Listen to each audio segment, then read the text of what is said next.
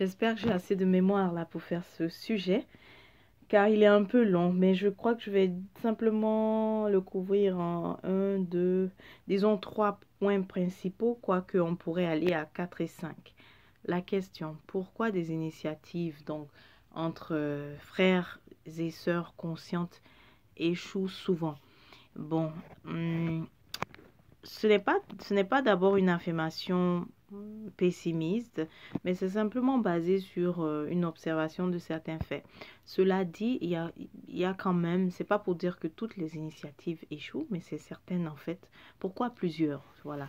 Je veux répondre à la question pourquoi plusieurs initiatives entre frères et sœurs conscients, conscientes, voulant donc un meilleur avenir pour nous, échouent. Eh bien, la première raison que je donne et qui est vraiment une des causes, si tu veux, très présente, j'appelle cela maturité. Pour toute relation, il y a toujours un cycle naturel par lequel on passe. La meilleure des choses est de vouloir faire association, partenariat, vraiment projet ensemble lorsqu'on est à la phase 3. Je m'explique. À la phase 1, lorsque peu importe le type de personne, mais pour toute relation, on passe toujours par ces trois grandes phases-là naturelles. Donc, au début, à la phase 1, lorsqu'on vient de rencontrer une personne ou des personnes qui ont les mêmes idéaux que nous, qui ont les mêmes valeurs que nous vivons ce que nous appelons l'euphorie. L'euphorie est une phase où tout se passe bien, tout est positif. On est content de se retrouver, on est content de voir qu'on veut aller dans la même direction. D'accord? Et tout est beau, tout est magnifique. Mais ce n'est pas en ce moment qu'il faut initier un projet. Très souvent, beaucoup de personnes se contentent juste de l'euphorie pour vouloir initier des projets ensemble. Eh bien, c'est augmenter le risque d'échec des projets lorsqu'on fait ça. Parce que j'ai parlé que de la phase 1. La phase 2, c'est la phase que j'appelle du conflit. Le conflit, c'est qu'on constate les différences. Nous voulons aller dans la même direction, mais la personne 1, en fait, pensait qu'il fallait passer par le raccourci C. Et la personne 2 pense qu'il ne faut pas passer par de raccourci, il faut aller direct. On s'en rend compte de nos différences. Et lorsqu'on se rend compte de nos différences, ça nous amène par la suite à la phase 3.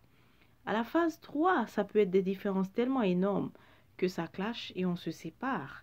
Ou alors, on arrive à concilier les différences. Donc, nous sommes donc dans la phase 3 que j'appelle conciliation finalement. Après le conflit, on arrive à concilier. Ou alors, on ne concilie pas et on se sépare. Vous voyez donc que c'est important lorsqu'on fait des nouvelles rencontres, peu importe le type de relation, c'est toujours important de vouloir initier donc des projets, des associations à la phase 3.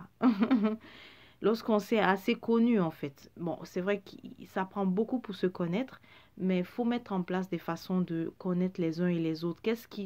Nous avons la même vision, mais jusqu'à quel point? C'est important de savoir ça.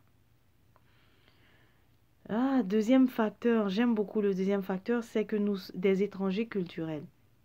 J'appelle ça la deuxième cause pourquoi beaucoup d'initiatives entre frères et sœurs conscients échouent parce que nous sommes des étrangers culturels entre nous. Et cela, ça se vérifie par le fait que lorsque nous sommes devenus conscients, eh bien, c'est d'une aliénation culturelle particulière qu'on s'est libéré plus ou moins. Et la particularité pour nous, le peuple, donc le peuple Kem, le peuple charbonné, le peuple des Muntu, la particularité pour nous spécifiquement est que nous avons été aliénés par différents univers culturels. D'accord? Et souvent, l'exemple d'autres nations qui s'entendent bien, qui font des associations, on le répète souvent, on dit, ah oui, les Chinois s'entendent bien, ils arrivent à faire des projets ensemble, ils arrivent à acheter un immeuble ensemble et ils font un projet viable. Eh bien, les Chinois partagent le même paradigme culturel, si vous voulez. Donc, c'est pas si difficile. Bien sûr, ils traversent certains obstacles, mais ils n'ont pas l'obstacle profond et ils n'ont pas vécu l'aliénation profonde, ok, dont ils essayent de se libérer les uns les autres pour pouvoir enfin finalement faire quelque chose ensemble. Donc pour nous, il faut savoir que nous avons cette particularité-là, que même étant conscients, nous sommes toujours en train de nous libérer d'un univers culturel particulier. D'accord? Il y a celui qui s'est désaliéné de la culture sémite, qui veut s'associer avec l'autre personne qui s'est désaliénée de la culture judéo-chrétienne, si vous voulez. Donc, qui glorifiait donc les Juifs comme peuple élu. Il s'est libéré de tout ça et il veut bosser avec ses autres frères.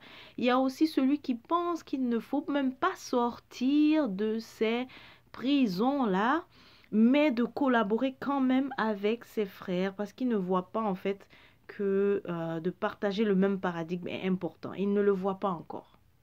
Donc, ça fait différent, tous ces facteurs mis. Toutes ces choses ensemble, c'est des facteurs vraiment cruciaux. Ok? La troisième raison pourquoi beaucoup d'initiatives échouent, c'est que on a encore la mentalité du sauveur en tant que groupe. Alors, avec la mentalité du sauveur, ça nous amène vers une fausse piste qui est la précipitation. On regarde les conséquences extérieures de l'oppression et on se dit, ah non, ça y est, on nous fait du mal chaque jour. Mais c'est normal, actuellement, c'est normal qu'on nous fasse du mal chaque jour. Nous sommes en guerre. Nous sommes en guerre. Donc, c'est normal qu'on va observer du mal chaque jour. Mais nous devons donc prendre le temps de nous reconstruire. Et cela ne se fait pas dans la précipitation. Or que beaucoup de personnes vont vouloir créer, fonder des associations basées sur la précipitation parce qu'il faut agir, il faut faire quelque chose pour le peuple, ceci, cela. Et bien, ça aussi, c'est augmenter les chances d'échec de cette collaboration-là. Voilà, j'ai donc abordé donc je pense 3 facteurs. On pourrait tellement aller plus, mais pour cette vidéo, je crois que c'est suffisant. Et probablement que j'en ferai une autre, on ne sait pas. Paix à tous.